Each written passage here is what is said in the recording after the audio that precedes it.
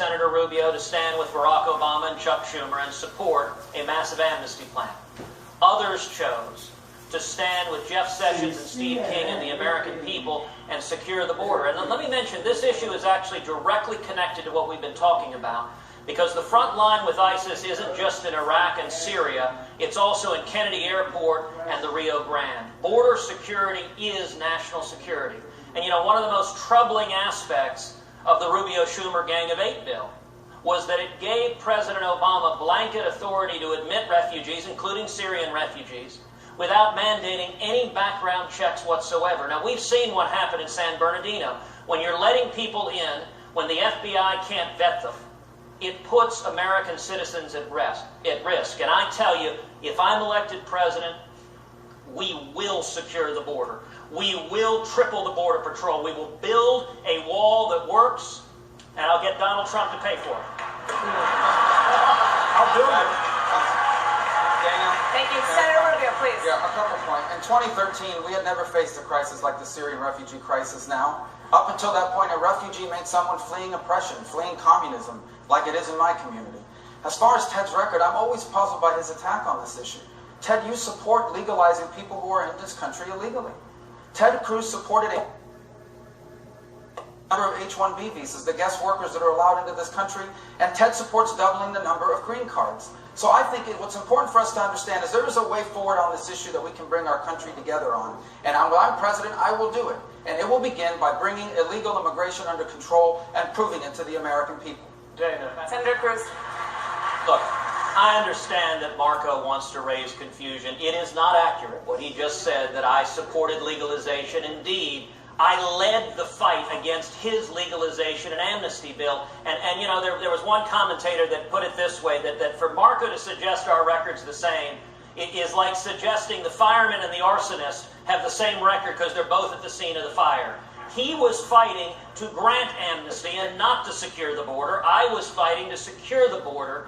And this also goes to trust. Listen, on campaign trails, candidates all the time make promises. You know, Marco said he learned that the American people didn't trust the federal government. No, Dana, he campaigned in Florida promising to lead the fight against amnesty. He campaigned promising to lead the fight against amnesty. Ladies and gentlemen, this is why the Senator Cruz, can you answer that question, please? Does Ted Cruz rule out ever legalizing people that are in this country illegally now? Senator Cruz? I have never supported legalization. Do you rule it out? I have never supported legalization, and I do not intend to support legalization. And let me tell you how you do this. What you do is you enforce the law.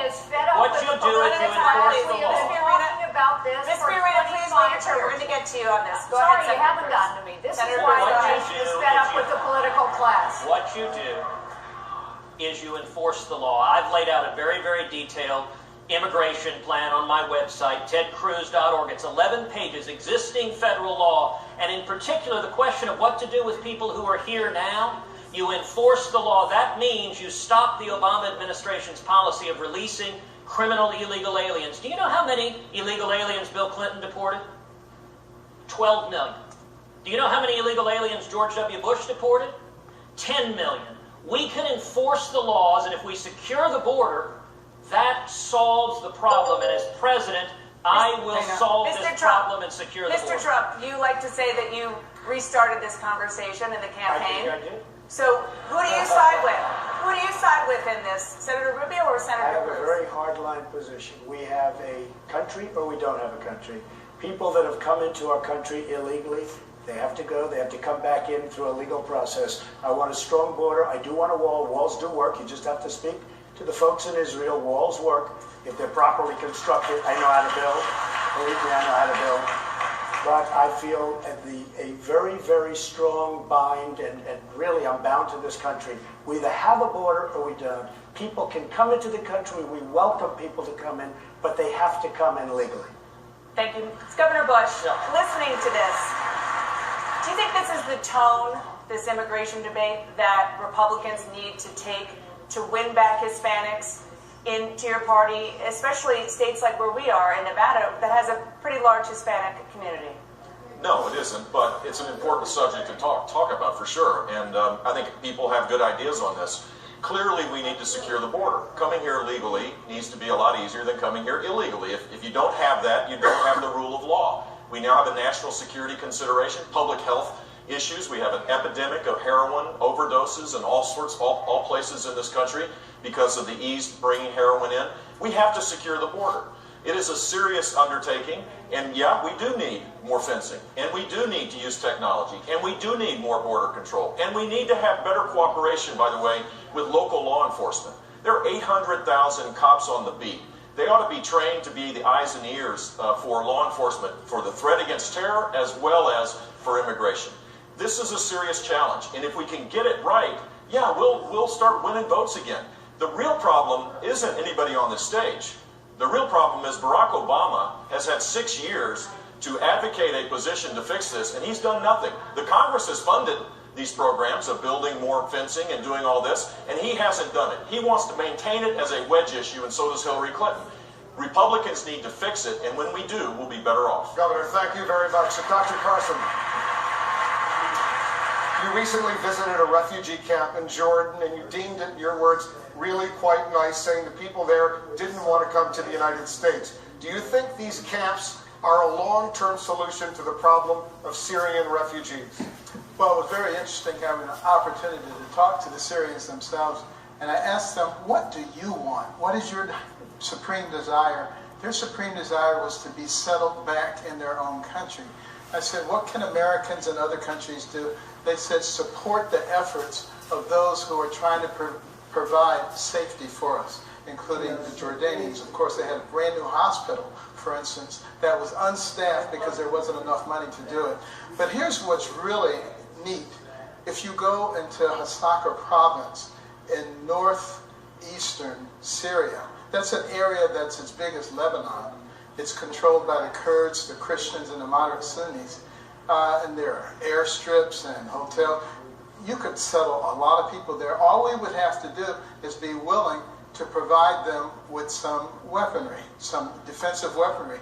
And we seem to be afraid to give the Kurds weaponry. We like to send it for some strange reason through Baghdad, and then they only get a tenth of it.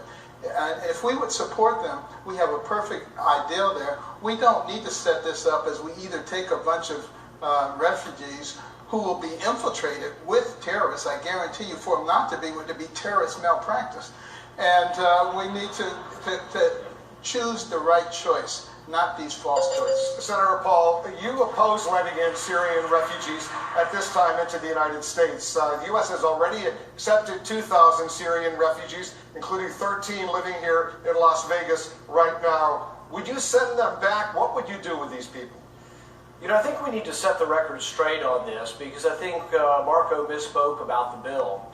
On the Gang of Eight bill, there was no provisions really for extra scrutiny or safety for refugees. At the time the bill came up, 2 Iraqi refugees came to my hometown, Bowling Green, Kentucky. Their fingerprints were on a bomb from Iraq. They were in the database, but we didn't pick them up. We relocated them here, put them in government housing, got them on food stamps, and we began providing for them, but we didn't have adequate security. On the Gang of Eight bill, on Marco's bill, we had an opportunity. There was a conservative consensus for an amendment I put forward called Trust But Verify that would have strengthened border security on both refugees, students, and those coming here. And Marco sided and was, I guess, more sympathetic to Chuck Schumer and to the president than he was to conservative principles. But this goes directly to national defense. And if he wants to run as a national defense conservative, he's got to explain why he hasn't stepped up to support border security. Senator Rubio. Well, as he's just admitted, the reason why those refugees were allowed in here because they messed up in how they used the actual database. They should have known. They didn't, because they didn't run the actual law as it exists now. It didn't work well. As far as the refugees are concerned, it's not that America doesn't want to accept refugees, Wolf. It's that we may not be able to, because this is an issue we have to be 100% right on. If we allow 9,999 Syrian refugees into the United States, and all of them are good people, but we allow one person in who's an ISIS killer, we just get one person wrong, we got a serious problem. And there is not a single person in the national defense apparatus of this country that can guarantee you we're going to be 100% right. And that's why, as president, I'll take this very seriously. Senator Paul, you didn't answer the question about the 2,000 Syrian refugees who are already here in the United States. Will you send them back or let them stay? What my bill would do would be only for refugees going forward. So I haven't taken a position on sending anyone home. But I have taken the position that we have a lot of problems here in our country, and that one of the things that we do